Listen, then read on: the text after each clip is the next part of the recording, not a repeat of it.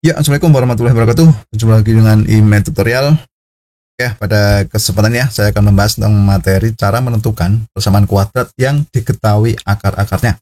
Nah, ini adalah untuk matematika tingkat SMP maupun tingkat SMA. Oke.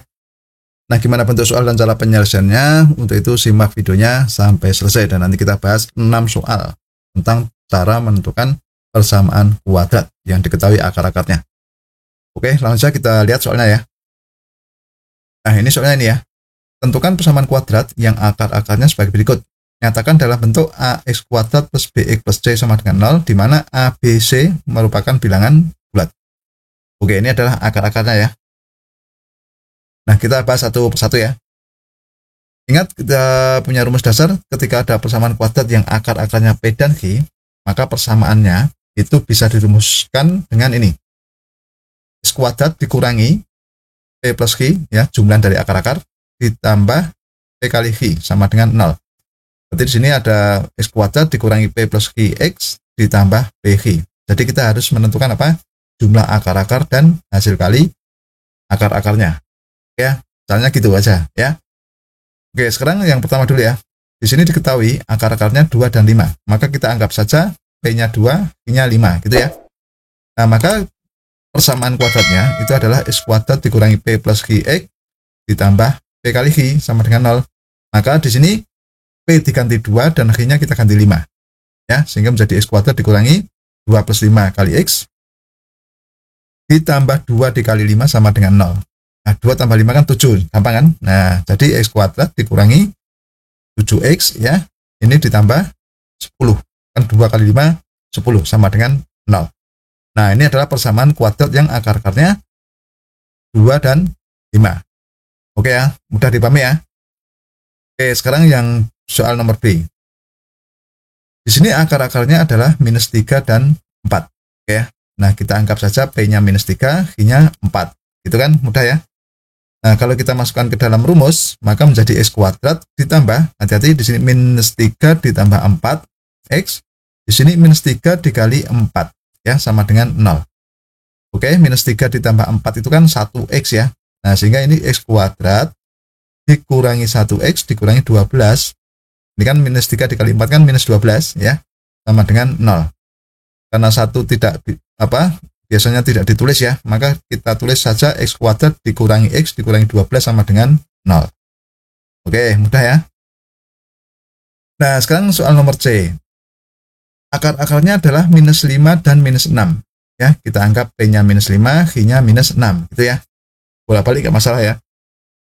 Oke, kita masukkan ke dalam rumus ya, maka menjadi X kuadrat dikurangi ini minus 5 ditambah minus 6 ya, X. Di sini minus 5 dikali minus 6. Nah, minus 5 ditambah minus 6 itu kan minus 11. Maka menjadi X kuadrat dikurangi minus 11 X. Nah, minus 5 ditambah minus 5 dikali minus 6 itu sama dengan 30. Positif ya. Sama dengan 0. Maka ini X kuadrat dikurangi minus 11x ditambah 30. Kalau ini diringkas menjadi plus ya. Maka menjadi x kuadrat plus 11x plus 30. Sama dengan 0. Oke ya. Sangat mudah ya untuk ini ya. Nah, sekarang coba kita lihat yang mengandung pecahan. Misalkan soal nomor D. Di sini akar-akarnya adalah setengah dan 4. Caranya sama ya. Kita anggap P-nya setengah, Q-nya 4 ya. Oke, kita masukkan ke dalam rumus sehingga menjadi X kuadrat ya, dikurangi ini setengah ditambah 4 dalam kurung X ya, ditambah setengah kali 4 sama dengan 0. Nah, kita hitung dulu setengah ditambah 4. 4 itu kan 8 per 2 ya. Berarti setengah ditambah 8 per 2. Berarti sama dengan 9 per 2 ya. Oke, sehingga menjadi X kuadrat dikurangi 9 per 2 X ya. Setengah kali 4 itu kan 2. Nah, ini hasilnya plus 2 sama dengan 0. Nah, kan syaratnya tadi apa? A, B, C kan harus bulat ya. 9 bulat. Maka ini biar menjadi bulat, terutama yang 9 per 2 ini biar menjadi bulat, berarti kedua ruas ini kita kalikan dengan 2. Nah, sehingga kalau kita kalikan 2 semua, maka menjadi 2x kuadrat dikurangi 9x ditambah 4 sama dengan 0. Ya, berarti semua kalikan 2. Di sini menjadi 2x kuadrat, di sini menjadi minus 9, nah di sini menjadi 4. Itu ya. Mudah ya. Oke, sekarang yang soal nomor E. Pada soal nomor E kan akar-akarnya sepertiga dan minus 5 ya. Kita anggap saja P-nya sepertiga dan akhirnya itu minus 5 ya. Oke, kita masukkan ke dalam rumus ya. Kita ganti P-nya dengan sepertiga sehingga menjadi X kuadrat dikurangi sepertiga. Ini langsung saya kurangi ya, karena plus kan minus 5 berarti langsung saya kurangi langsung minus 5 ya. Atau sepertiga dikurangi 5 X. Kemudian sepertiga dikali minus 5 sama dengan 0. Sepertiga dikurangi 5. 5 itu kan 15 per 3 ya. 1 dikurangi 15 berarti kan minus 14. Nah, sehingga ini menjadi minus 14 per 3. Sepertiga dikali minus 5 itu minus 5 per 3 sama dengan 0. Nah, berhubung ini biar menjadi bulat, semuanya saya kalikan dengan 3. Dan hati-hati di sini ada minus ya. Dikurangi minus kan menjadi positif ya. Nah, maka menjadi 3x kuadrat ditambah 14x ya, dikurangi 5 sama dengan 0. Ya, berarti langkah terakhir ini kita kalikan dengan 3. Oke ya, semua sudah bulat ya ini ya. Nah, sekarang soal yang terakhir ya, soal nomor F. Akar-akarnya 2/5 dan minus setengah. Kita anggap saja P-nya itu 2/5, I-nya minus setengah ya.